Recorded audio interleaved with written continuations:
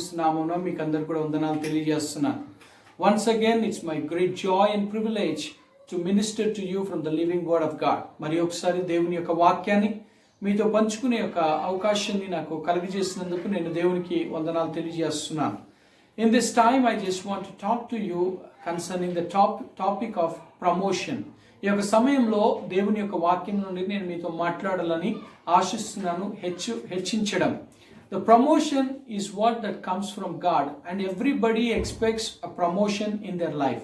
ప్రతి ఒక్కరు కూడా వారి యొక్క జీవితాలలో హెచ్చు అన్నది ఆశిస్తూ ఉంటారు. వారు హెచ్చింపబడాలి అని చెప్పేసి ప్రతి ఒక్కరు కూడా ఆశిస్తున్నారు. In every realm of life, జీవితంలో ప్రతి ఒక్క విషయంలో కూడా the people they expect about a promotion. ప్రతి ఒక్కరు కూడా promotion.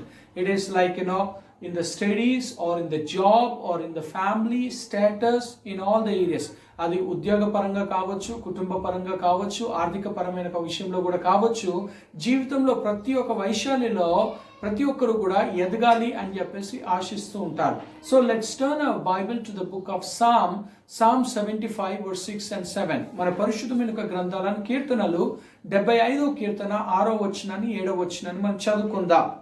For promotion cometh neither from the east nor from the west nor from the south, but God is the judge. He putteth down one and setteth up another. కీర్తనలు 75వ కీర్తన 6వ వచనం 7వ వచనం.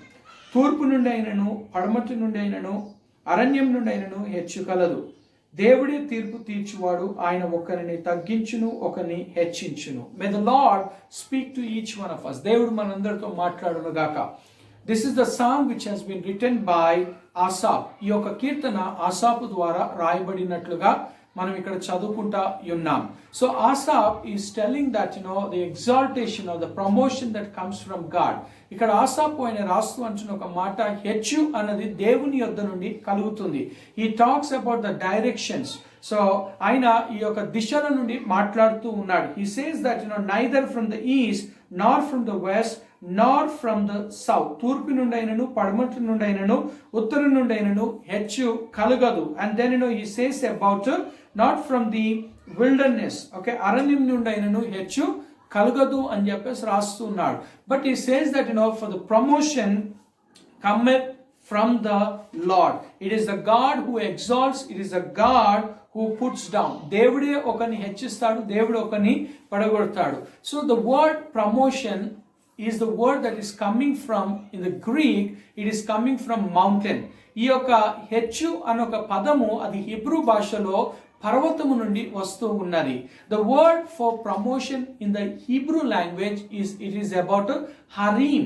ఈ యొక్క హెచ్చు అనే ఒక పదము గ్రీక్ భాషలో హీబ్రూ భాషలో మనం చూసినట్లయితే దానిని హరీం అని చెప్పేసి మనం అంటాం. Harim is the word that is coming from mountain which is har. ఈ యొక్క హరీం అనే ఒక పదము పర్వతం నుండి వస్తున్నది. ఈ యొక్క పర్వతము అన్న ఒక పదము హీబ్రూ భాషలో హార్ గా మనం చూస్తాను. So it's about har and it is about harim. హార్ అనగా పర్వతంగా మనం చూస్తున్నాం. అందులో నుండి ఈ యొక్క హెచ్చు అనే పదం. And we knew mountain is the shape which is high or lifted up. మనం పర్వతము అనేసరికి అది ఎంతో ఉన్నతమైన ఒక శిఖరంగా ఉంటుంది. అది హెచ్చింపబడినట్లుగా మనము చూస్తూ ఉన్నాం. So from this word promotion we get the word of exalt or lift up. ఈ యొక్క హెచ్చు అనొక పదంలో నుండి ఎత్తిబడము, ఎత్తుగా ఉండడము అన్నొక విషయంగా మనం చూస్తా ఉన్నాం. Here God says that it's I will exalt. దేవుడు అంటున్న ఒక మాట, నేను హెచ్చించువాడనై ఉన్నాను. ఫర్ ప్రమోషన్, దేవుడు హెచ్చించేవాడుగా మనం చూస్తున్నాం. And this is the phrase that has been said in the Bible. It is by Hannah and Job. ఈ యొక్క హెచ్చు అనే ఒక పదాన్ని బైబిల్లో హన్నా మాట్లాడినట్లుగా, అదేవిధంగా మనము చూసినట్లయితే యోబు పలికినట్లుగా మనం చూస్తున్నాం. యాజ్ వెల్ as డేవిడ్, దావీదు మహారాజు కూడా ఈ మాటను పలికినట్లుగా మనం చూస్తూ ఉన్నాం.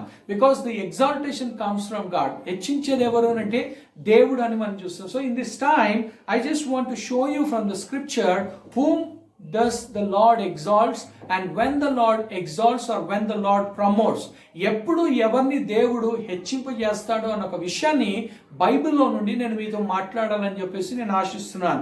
The first thing that we see when we come into the book of Deuteronomy, ద్వితీయోపదేశ కాండము 28వ అధ్యాయంలోకి మనం వచ్చినట్లయితే అక్కడ మోషే అని రాస్తూ, so Moses says that how and whom the Lord will exalt, ఎవరిని దేవుడు హెచ్చిస్తాడో అన్న ఒక విషయాన్ని మనము ఈ యొక్క ద్వితీయోపదేశ కాండము 28వ అధ్యాయంలో మొదటి వచనంలో మనం చదువుకున్నట్లయితే, in the Deuteronomy chapter 28 verse 1, in the book of Deuteronomy chapter 28 verse 1, there we see that the Bible promising to us, దేవుని యొక్క వాక్యం మనకు వాగ్దానం చేస్తూ సెలవిస్తున్న ఒక మాటను మనం అక్కడ చదువుకోవచ్చు. ఇన్ ద chapter 28 verse 1, 28వ అధ్యాయము మొదటి వచనంలో మనం చదువుకున్నప్పుడు అక్కడ రాయబడిన ఒక మాటని మనం చూడండి. అక్కడ the Bible is saying to us, దేవుని యొక్క వాక్యము మనతో అంటున్న ఒక మాట, and it shall come to pass, if thou shalt hearken diligently unto the voice of the Lord thy God, to observe and to do all his commandments which I command thee this day, that the Lord thy God will set thee high above all nations of the earth. 28వ అధ్యాయం మొదటి వచనము, నీవు నీ దేవుడైన యెహోవా మాట శ్రద్ధగా విని నేడు నేను నీకు ఆజ్ఞాపించుచున్న ఆయన ఆజ్ఞలన్నిటిని అనుసరించి నడుచుకునే ఎడల నీ దేవుడైన యెహోవా భూమి మీద ఉన్న సమస్త జనుల కంటే నిన్ను హెచ్చించును. Here we see that God is telling that when you are hearken to my word, నీవు నా మాటలను ఆలకించినట్లయితే, when you observe and do all the commandments which I command thee, నేను నీకు ఇచ్చే ఆజ్ఞలన్నిటిని నువ్వు గైకొని నీ జీవిత కాలమంతా కూడా నువ్వు వాటిని అనుసరించి నువ్వు నడుచుకున్నట్లయితే, the promise that God is telling that the Lord thy God will set thee on high above all the nations. దేవుని యొక్క వాక్యం వచ్చిన ఒక మాట, అన్ని సమస్త జనముల కంటే నిన్ను హెచ్చించును, భూమి మీద ఉన్న సమస్త జనుల కంటే నిన్ను హెచ్చించును. So God exalts the people who observes the word of God, who are obedient to the word of God. దేవుడు ఎవరిని హెచ్చిస్తాడంటే, ఎవరైతే దేవుని యొక్క వాక్యానికి విధేయత కలిగి దేవుని యొక్క వాక్యానికి లోబడి వారు నడుచుకుంటారో వారు హెచ్చింపబడుతుంది. The Bible we see about Joseph, though there was no law was given to Joseph, యోసేపు విషయంలో మనం చూసినట్లయితే అక్కడ ధర్మశాస్త్రం అన్నది లేదు, but he kept the law. ఆయన దేవుని యొక్క వాక్యం, దో he was in the foreign land, ఆయన ఇతర దేశంలో ఉన్నప్పుడు కూడా, ఒక దాసునిగా ఉన్నప్పుడు కూడా, బట్ he feared God, ఆయన దేవునికి భయపడ్డాడు కాబట్టి God had exalted him, దేవుడు అతన్ని హెచ్చించినట్లుగా మనము చూస్తూ ఉన్నాం. And the second thing, whom the Lord exalts, రెండో విషయంగా ఎవరిని దేవుడు హెచ్చిస్తాడు. When we read in the Psalm 37, కీర్తనలు 37వ కీర్తన and the verse 34, Psalm 37 verse 34, కీర్తనలు 37వ కీర్తన 34వ వచనంలో, wait on the Lord and keep his way, and he shall exalt thee to inherit the land, when the wicked are cut off thou shalt see. ఈ యొక్క కీర్తనలు 37వ కీర్తన 34వ వచనం, యెహోవా కొరకు కనిపెట్టుకొని ఉండుము, ఆయన మార్గమును అనుసరించుము, భూమిని స్వతంత్రించుకున్నట్లు ఆయన నిన్ను హెచ్చించును. Wait on the lord and keep his commandment, దేవుని కొరకు యెహోవా కొరకు కనిపెట్టుకొని యుండుము. The Bible is telling that if you and I need to be exalted by the Lord, the Bible is telling that we need to wait on the Lord. యెహోవా కొరకు ఎదురు చూచేవారుగా ఉండాలి, ఆయన కొరకు కనిపెట్టేవారుగా ఉండాలి. And the Bible promises that when we wait on the Lord says that he will exalt us. దేవుని కొరకు ఎదురు చూచేవారు ఎవరైతే ఉంటారో వారిని దేవుడు హెచ్చింపజేస్తాడని చెప్పేసి, because we have to wait for God's time. Patience is needed in our life. మన లోపల దేవుడు అంచిన ఒక మాట, ప్రతిదానికి దేవుడు సమయాన్ని నియమించి ఉన్నాడు.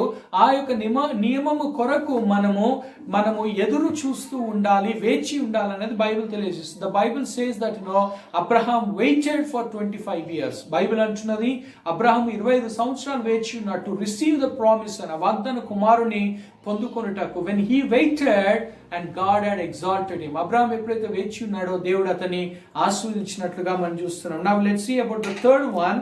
When we read in the book of Proverbs, సామెతలు, when we read in the book of Proverbs, there మనం ఎప్పుడైతే ఈ బైబిల్లో మనం చదువుకొని ఉంటామో, in the దేవుని యొక్క వాక్యము మనకు అంటా ఉన్నది. When we read in the James chapter 4 verse 10, James the third, when we read in the James chapter 4 verse 10, యాకోబు రాసిన పత్రిక 4వ అధ్యాయం 10వ వచనం, humble yourself in the sight of the Lord and he shall lift you up.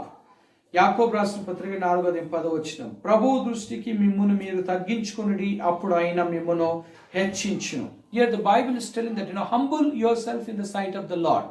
దేవుని యొక్క వాక్యం ఇక్కడ అంటుంది, నీవు తగ్గించుకొని ఉన్నప్పుడు మిమ్మును మీరు తగ్గించుకుని అప్పుడు ఆయన మిమ్మును హెచ్చించును. When we humble ourselves, the Lord will exalt us. దేవుని యొక్క వాక్యం ఇక్కడ అంటున్న ఒక మాట.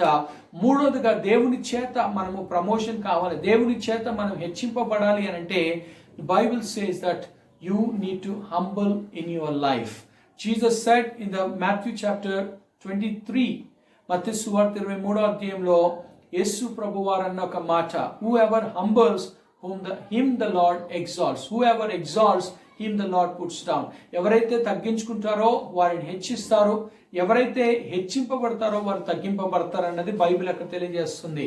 In the Philippians chapter 2 verse 8 we read that, ఫిలిప్పీయులకు రాసిన పత్రిక 2వ అధ్యాయం 8వ వచనంలో చదువుకున్నప్పుడు, our Lord Jesus humbled even to the cross, even to the point of death.